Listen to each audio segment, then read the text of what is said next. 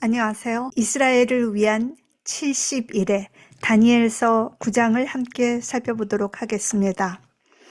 다니엘서 9장의 시기는 다리오 원년 주전 538년으로 추정되는데요. 다니엘 6장과 같은 시기이죠. 다니엘이 사자굴에 던져졌던 기도를 죽게 아니면 살기로 했던 그 시대의 사건과 동일한 시대에 있었다라는 것을 저희가 보게 됩니다.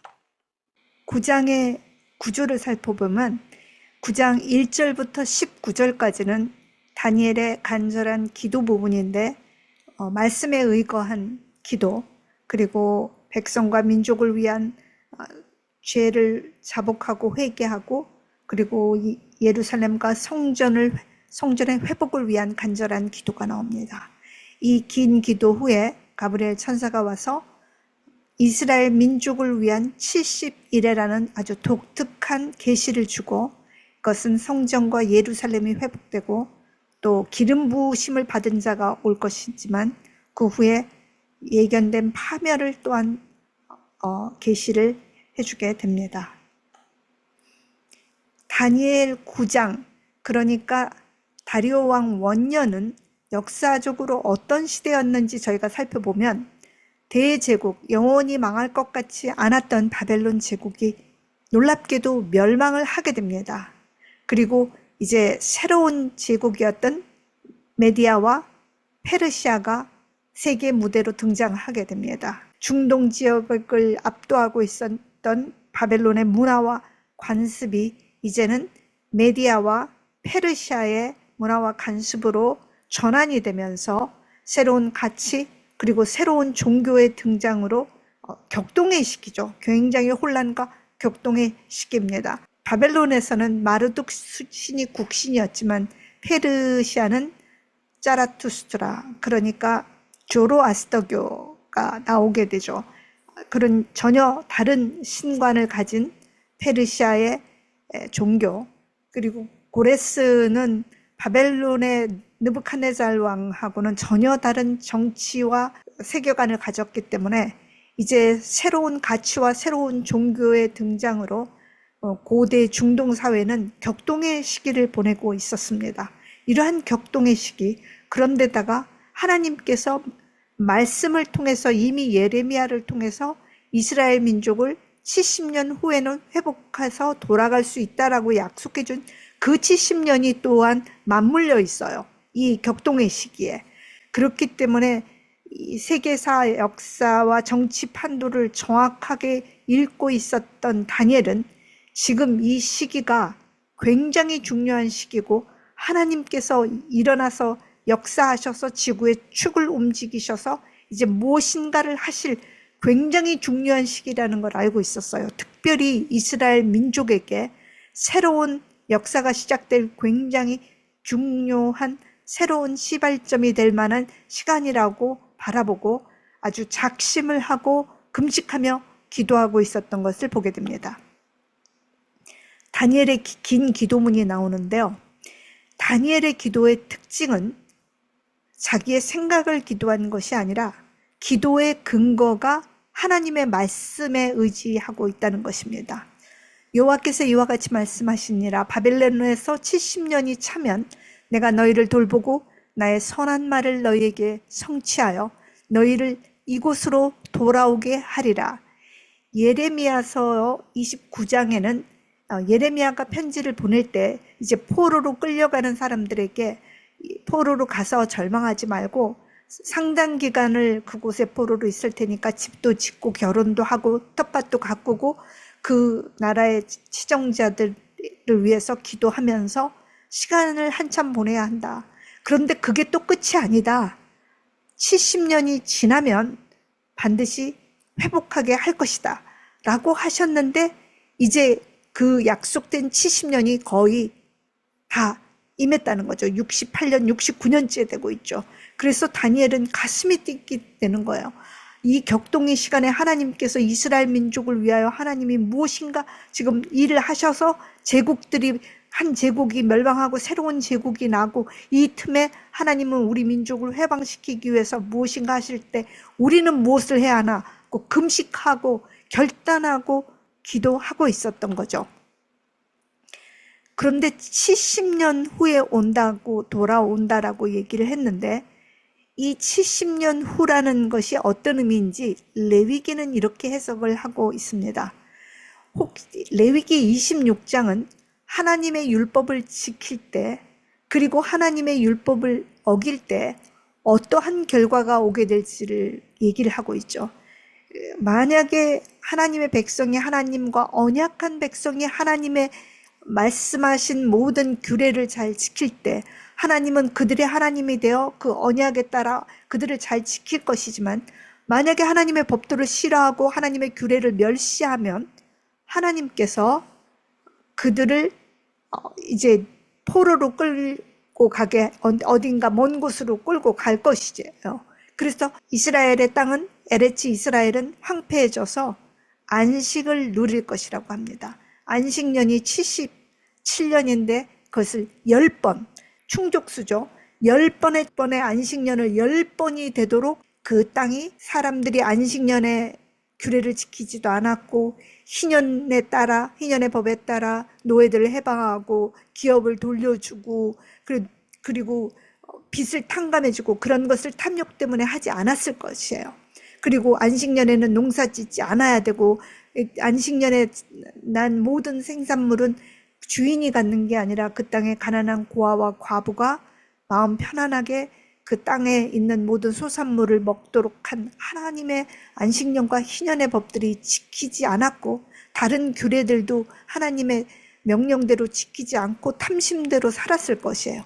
그렇기 때문에 하나님께서 이제 그 땅을 강제로 안식년을 10번 동안 해서 그 땅은 안식을 누릴 것이다. 그래서 백성들은 형벌을 받게 될 것이다 라고 레위기가 해석을 하고 있죠.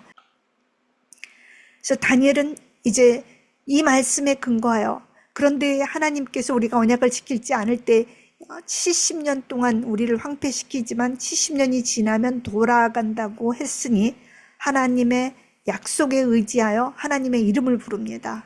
야훼 엘로힘. 다니엘서 1장부터 12장까지에는 다양한 하나님의 신명이 나옵니다.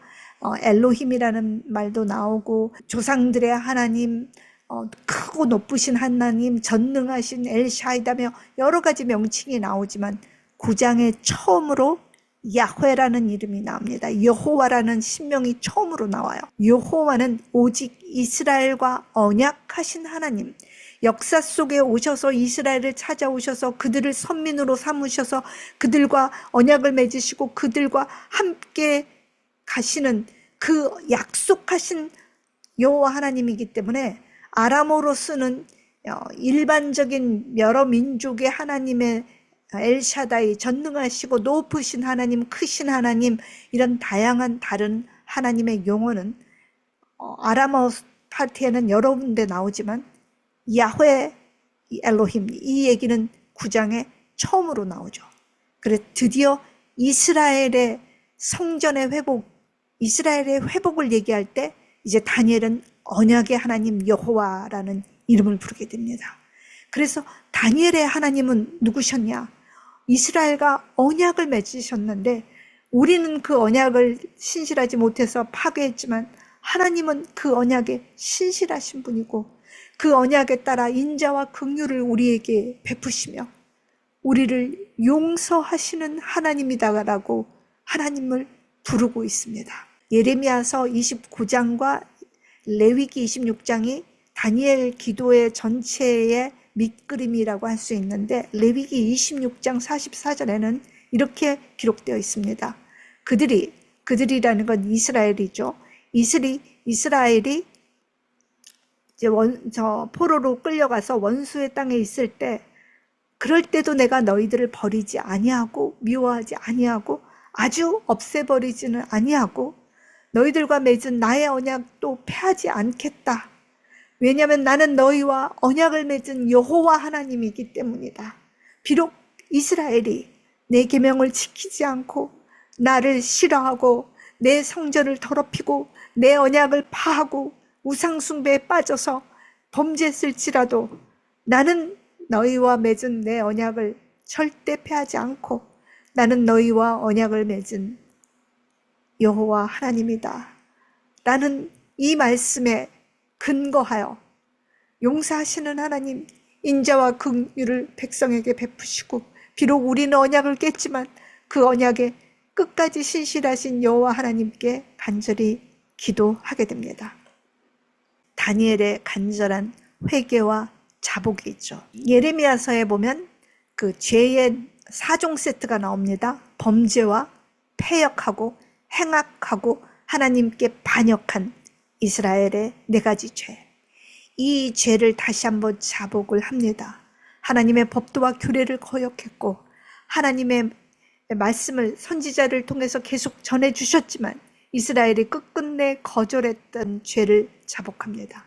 사실 다니엘이 범죄하고 패역하고 행악을 베풀고 반역했다고 보기 힘들죠. 그는 17살에 여기 바벨론으로 끌려와서 그 왕 앞에서 자신의 정체성을 위해서 왕의 식사에 몸을 더럽히지 않고 사자 동굴에 섰을 때나 그 어떤 일에서라도 정말 목숨을 내걸고 정직하게 여호와 앞에 섰던 그 의로운 다니엘이 범죄하고 패역하고 행악하고 반역했던 이스라엘과 동일하게 자신을 죄인으로 고백을 하고 있습니다. 사실은 자신이 지은 죄는 아니지만 자신의 민족과 자신의 공동체가 지은 죄를 함께 마음으로 연대하며 함께 공동체 책임을 짓는 이런 성숙한 자세야말로 이것이 바로 책임적인 공동체의 책임적인 가장 이상적인 하나님이 바라시는 사람의 모습이 아닌가 그런 생각을 하게 됩니다. 그래서 이러한 죄를 자복을 하게 되죠.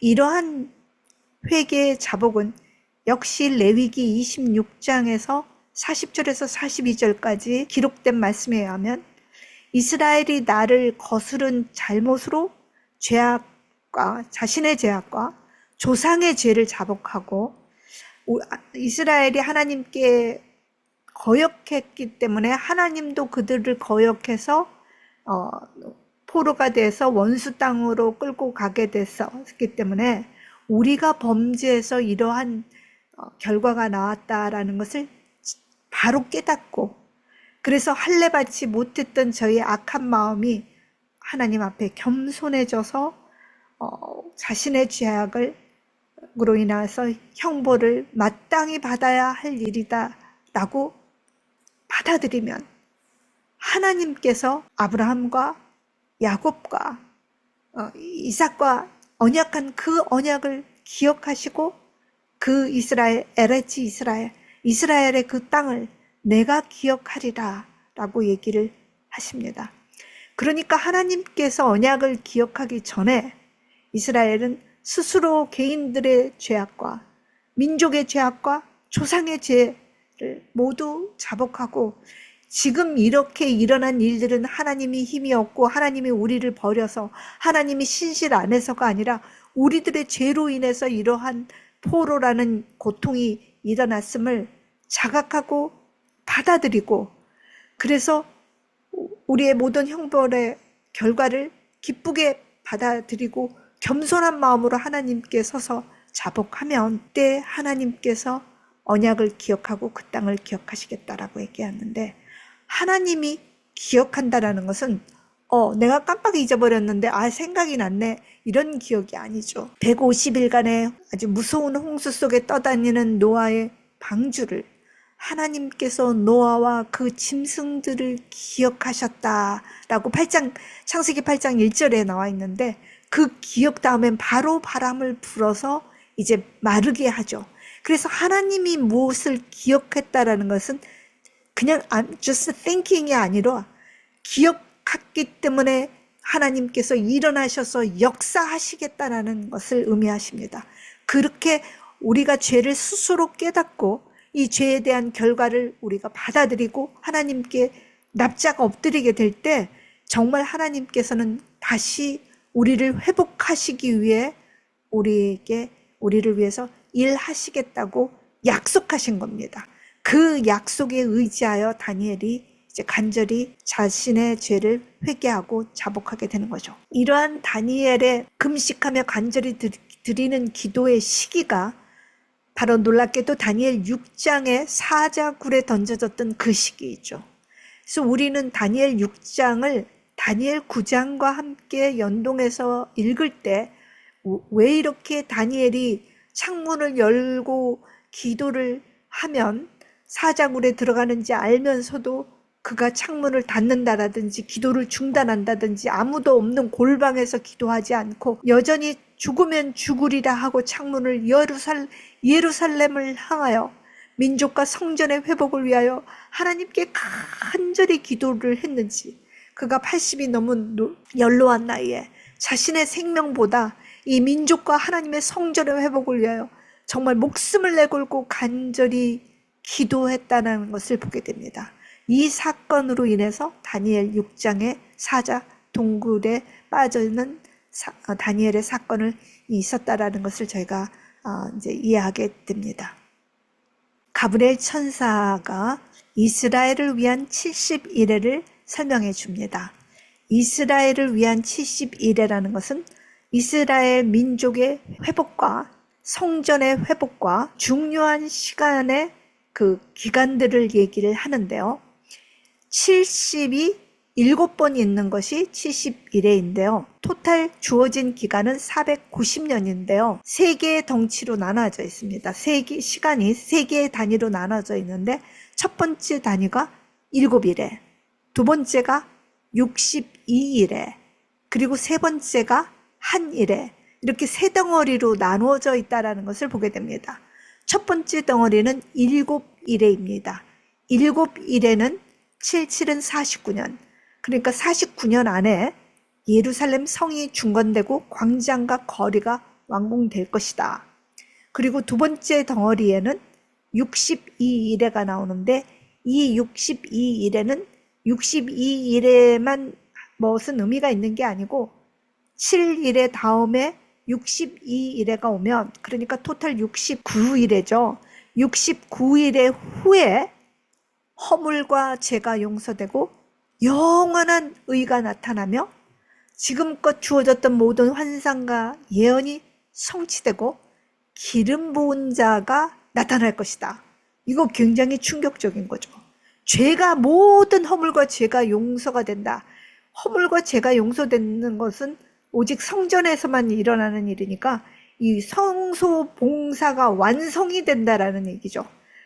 죄가 용서가 돼서 성소 봉사가 완성이 됐기 때문에 영원한 의가 이제 나타나게 되는 거죠. 이 모든 것은 지금까지 있었던 모든 예언이 이루어지는 순간이고 그토록 기다렸던 기름 부은 자가 일어설 것이다라는, 그러니까 다시 말하면 기름 부음을 받은 분의 등장으로 모든 죄와 허물이 용서가 되고 영원한 의가 나타나고 예언이 성취된다는 얘기죠. 이것이 69일의 후에 일어난다는 얘기입니다. 그리고 세 번째 덩어리가 마지막 한 일회가 남았습니다. 마지막 한 일회는 7년인데요. 마지막 7년 사이에는 이 메시아가 7년 가운데 끊어져 버립니다. 이제 없어져 버립니다. 그리고 성읍과 성소가 파괴가 된다는 얘기가 나옵니다. 70일의 예언이 끝나게 되죠. 좀 더 구체적으로 살펴보면 70일의 시작점이 무엇인지를 말하고 있습니다. 너는 깨달아 알지니라 예루살렘을 중건하라는 영이 날 때, 이 날 때부터 69일의 후에 기름 부은 왕이 난다는 거죠.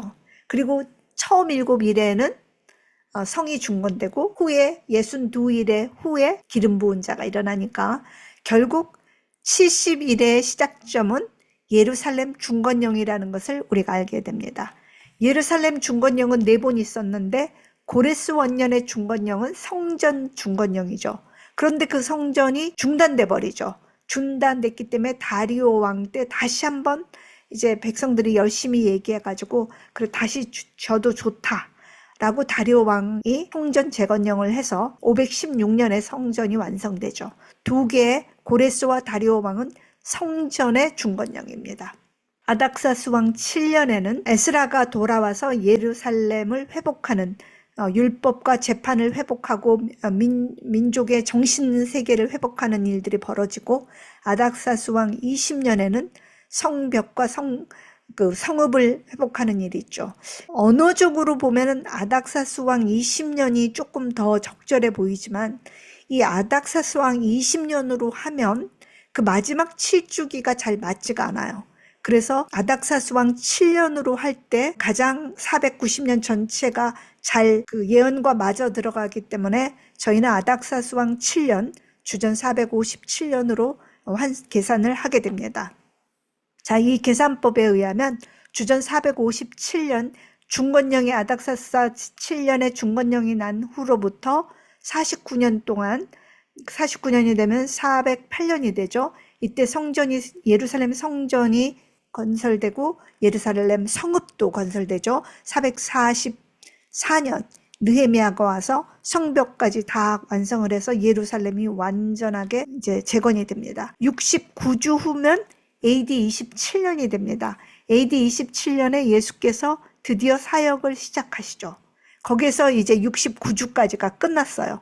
그렇게 하면 마지막 한 주, 즉 7년이 남았는데 그 7년의 반에 예수님께서는 돌아가시고 제사와 예물을 폐하게 되죠. 그때 한 왕이 와서 이제 성소와 그걸 다 회파하는 일들이 계속해서 황폐될 일들이 남아있다라고 해서 여기서 AD 34년에 70주간인 490년의 예언이 끝나게 되는 것입니다. 간단하게 보면 중건령으로 시작해서 408년 첫 7주간에 성전이 완성되고, 그리고 7주와 62주, 즉 69주 후에는 예수께서 드디어 기름 부은 자가 일어서고, 그리고 마지막 한 주 반에 기름 부은 자가 끊어지고 제사와 예물이 폐지되고 또 다른 왕이 와서 성소를 다 회파시키고 이제 끝나는 걸로 하는데요. 이제 스테판의 순교로 이제 여기에 490년에 70일회가 다 끝난다고 이해를 하고 있습니다. 7장과 8장과 9장은 연결되어서 해석을 하게 되어 있습니다. 8장에 나오는 성소 정결이 쉽지 않은 해석인데요. 성소 정결 해석은 7장과 8장과 9장을 함께 읽을 때 좀 제대로 이해가 될 수 있습니다. 성소의 정결의 기간은 2300주야라고 했고요. 8장에서는. 그런데 성소 정결의 기간 동안 어떤 일이 일어나는지는 7장에 보면 성소 정결 시의 7장 9절에는 하늘 보좌에서 심판의 책이 벌어져서 심판하고 있다라는 것을 보게 됩니다. 하늘 성소가 정결된다는 것은 그리스도께서 성소 사역을 끝내시고 지성소 사역을 하는 동안 그곳에서는 심판이 벌어지고 있다라는 것이 7장의 내용이고, 8장엔 2300주야라는 얘기를 했는데 성소가 정결되는 것이 언제부터 언제까지인지 알지 못하는데, 9장을 보면 그 70일회가 그 2300이라는 긴 기간 안에 71회를 끊어낸 시간이라고 생각을 해서 성소의 정결의 계산점이 예루살렘 명을 중건하는 것으로부터 시작한다라는 것을 이해하게 됩니다. 그래서 8장에 있는 2300주야의 성소의 정결은 7장과 9장을 함께 읽을 때 이해가 된다는 것을 볼 수 있습니다. 그 바벨론에 살고 있었던 이스라엘은 성전이 없었는데요. 70년이 넘는 세월을 성전이 없는 이방 땅에서 살았던 이스라엘은 과연 어떻게 신앙생활을 했을까? 하나님이 우상숭배하지 말라고 할 때는 그렇게 우상숭배를 하다가 우상숭배의 본고장인 바벨론에 와가지고 비로소 우상의 헛됨을 깨닫고 하나님 여호와께 돌아가고 싶었는데 성전이 없었어요. 이 성전이 없었던 이스라엘이 과연 어떻게 신앙을 지킬 수 있었을까? 그들은 예루살렘에 있었던 성전을 세울 수가 없었습니다. 신명기에는 12장에 5절, 6절, 11절, 14절, 18절, 26, 21절, 26절 7번에 걸쳐서 내 이름을 두기 위해서 내가 정한 곳 이외에 그 어떤 곳에도 성전을 세우지 마라. 한 번도 아니고 7번, 7번을 하나님이 거듭거듭 얘기를 하셨는데, 물론 이집트로 내려갔던 공동체들은 엘라판틴에 성전을 세웠습니다. 그리고 거기에 우상숭배를 같이 했어요. 굉장히 패역한 일을 했지만 바벨론에 갔던 제사장의 후예들과 왕족들의 후예들은 여기에 신전을 세울 수 없다. 우리가 하나님께 가고 싶어도 여기에 신전을 세울 수 없고 기필코 우리가 돌아가서 성전을 회복해야 된다. 그래서 성전을 세우지 않았습니다. 그런데 하나님께 속건제, 속죄제, 번제 드리고 싶었어요. 죄를 자복하고 하나님께 나아가고 하나님과 교제를 하고 싶었어요.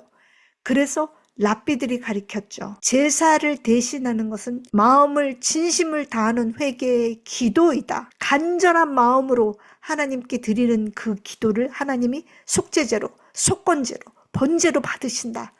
그래서 그때 긴 기도가 그때부터 시작됐습니다. 우리가 구약을 읽어보면 뭐 기도하였더라 뭐 이렇게 간단하게 나오다가 느헤미야의 긴 기도, 에스라의 긴 기도, 다니엘의 긴 기도, 이 긴 기도는 다 바벨론 포로 이후라는 것을 우리가 보게 됩니다. 그래서 바벨론 이후에 포로 시기에 이들은 더 이상 성전이 없어 제사를 드릴 수 없지만 번제와 속건제, 속죄제를 하는 마음으로 간절히 이 다니엘의 금식 기도처럼 긴 기도, 제사와 같은 그런 번제제, 속죄를 드리는 그 기도를 하게 되었다라는 것.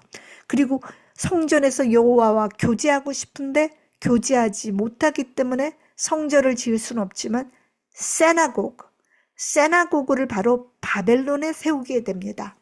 유대인 남성 10명이 있는 데마다 세나고그를 세우고 그곳에서 이제 토라 연구를 시작했는데 이게 오래된 세나고그의 한 모습인데요. 아름다운 세나고그를 만들고 물론 남자와 여자가 따로 좌석이 이렇게 배정되어 있죠. 그래서 여기에서 계속 매 안식일마다 토라 연구와 기도를 하면서 하나님께 열심히 나아가고 하나님과 진정한 교제를 하기 위해 이스라엘이 마음을 다하는 것을 보게 됩니다. 이스라엘 민족을 위해서 주신 70일의 의미는 무엇일까? 다니엘과 함께 이스라엘 민족은 그때 함께 금식하며 창문을 열어놓고 정말 열심히 이스라엘과 민족과 그리고 성전의 회복을 위해서 열심히 기도를 했는데 하나님께서 70일을 주셨다고요. 70년이 찼기 때문에 우리가 이제 돌아가면 다 회복될 거라고 생각을 했지만 하나님께서 70년이 지났으니까 모든 것이 회복되는 것이 아니고 이 70년이 지연돼서 7번이 더 있어야 70년이 7번이 더 있어야 진정한 회복이 올 거라는 얘기를 하시면서 첫 번째로 70일에 인정하는 의미는 성전이 회복이 가장 중요한데요. 이 성전은 인간의 죄를 속죄하고 카파르, 죄를 덮어주고 속죄하는 것이 가장 중요한 기능을 하고 있는 건데 인간의 죄가 다 용서되고 영원한 하나님의 의가 드러나는 참 성전이 완성될 거라는 거죠. 72일에가 되면. 이 중요한 얘기가 여기에 나오는 겁니다. 69일의 후에 완성되는 참 성전의 의미가 이 70일 안에 있다라는 것을 보게 됩니다. 인류의 모든 죄를 속죄하는 진정한 성전이 완성이 된다는 것입니다. 허물이 그치며 죄가 끝나며 죄악이 전부 다 용서되고 하나님의 영원한 의가 드러나며 환상과 지금까지 있었던 모든 선지자들의 예언이 다 응해지고 거룩한 이가 기름 부음을 받으리라. 이 69일에가 있으면 이런 일들이 다 벌어진다는 거죠. 그런데 이것은 어떤 사건이냐? 오직 그리스도는 죄를 위하여 한 영원한 제사를 드리시고 하나님 우편에 앉으사 그가 거룩하게 된 자들을 단 한 번의 제사로 영원히 온전하게 하셨다라는 것입니다. 예수 그리스도께서 오셔서 십자가 사건으로 모든 죄를 다 끝내시고 하나님의 영원한 의가 드러나고 지금까지 있었던 메시아에 대한 모든 예언이 다 이루어지고 그 그리스도 기름 부음 받은 이가 이 일들을 다 이루실 거라는 얘기는 바로 예수께서 오셔서 자신을 단번에 드리시며 이제 수천 번 반복해서 드리는 제사가 아니라 단번에 그 제사를 드림으로 영원하게 온전하게 인류의 죄를 속죄하는 참 성전을 완성하신다는 것이 70일의 가장 중요한 의미죠. 또 두 번째 70일의 의미는 이제 그 기름 부은 자 안에서 하나님의 나라가 시작된다는 것입니다. 돌나라가 시작된다는 것이에요. 천사가 얘기를 합니다. 70년이 지났으니까 모든 것이 회복되는 것이 아니고 그것이 지연돼서 70년이 7번이 있어야 되지만 그 후에는 참 성전이 회복되고 너희들이 기다리고 있던 메시아가 오고 그 메시아로 인하여 하나님의 돌나라가 이 땅에 진정으로 시작된다라는 얘기를 하고 있습니다. 정말 이스라엘 사람들이 그토록 기다리던 답이 나온 거죠. 예수 그리스도께서 얘기를 하시죠. 내가 성령에 의해서 여기에 귀신을 쫓아내고 그런 사역을 했다면 하나님의 나라는 이미 너희에게 임하였느니라. 누가복음에서 9장에서 보면 하나님의 나라가 언제 옵니까 하니까 하나님의 나라는 여기 있다 저기 있다 하는 것이 아니라 이미 너희들에게 임하였다. 그리스도 안에서 이미 하나님의 나라가 돌의 나라는 시작되고 있는 것입니다. 이것이 70일의 가장 중요한 의미이죠. 그런데 그리스도 안에서 시작된 그 하나님의 나라는 어떤 성격의 나라냐? 군대를 가지고 와서 로마를 몰아내고 막 그 이스라엘이 최고가 되는 그런 나라가 아니었어요. 그래서 이스라엘 사람들이 도저히 참을 수 없는 나라였죠. 왜냐하면 그분의 나라는 가장 수치스러운 십자가 위에 세워졌습니다. 히브리 기자는 말하기를 그러므로 예수도 자기 피로써 백성을 거룩하게 하려고 성문 밖에서 고난을 받으셨느니라. 그런즉 우리도 그의 치욕을 짊어지고 영문 밖으로 그에게 나아가자. 예수께서 세우신 하나님의 나라는 화려하고 찬란하고 멋진 막 번쩍번쩍하는 근사하고 멋있는 나라가 아니고 쓰레기와 오물을 버리는 영문 밖, 가장 낮고 가장 고통스러운 곳에 하나님의 나라가 세워진 것이죠. 그리스도의 하나님의 나라는 아름답고 거룩한 예루살렘 성전에 세워진 것이 아니라 가장 낮고 추한 곳, 짐승의 가죽과 오물을 소각하는 영문 밖, 쓰레기 더미 위에 골고다 위에 세워졌습니다.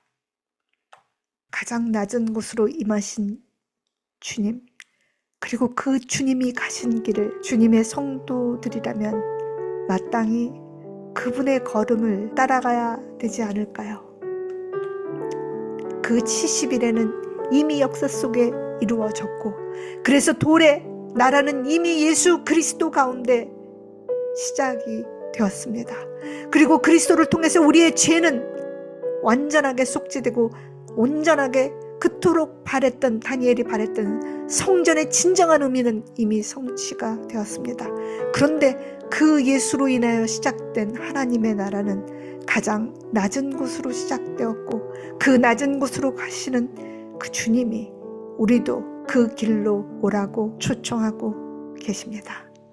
이것이 오늘 우리에게 주는 도전입니다. 감사합니다.